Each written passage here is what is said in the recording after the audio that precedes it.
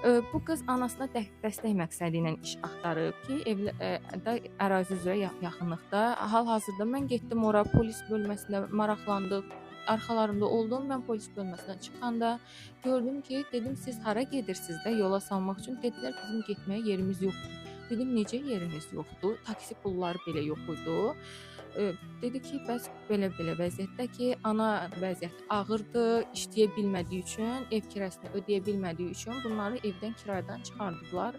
Hal-hazırda qalıblar çöldə. Xanımın 17 yaşında körpə qız uşağısı var yanında və 7 yaşında bir oğlu var. Bu çöllərdə qaldıqlarına görə, işləyə bilmədiklərinə görə ana məcburiyyətdən oğlunu qoyub sığınacaq evinə. Uşaq oradan ağlayır, ana gəl məni apar. Yəni çox acınaqlı vəziyyətdir. Bilirsiz Xaqocan bəy, mən müğənniyəm, mən toylara gedirəm, mən bugün Bakıdayam, sabah başqa rayondayam, qadının vəziyyəti ağırdır, mən ona baxa bilmirəm, çünki mən 1 yaş 7 aylıq oğlum himayəmdə var.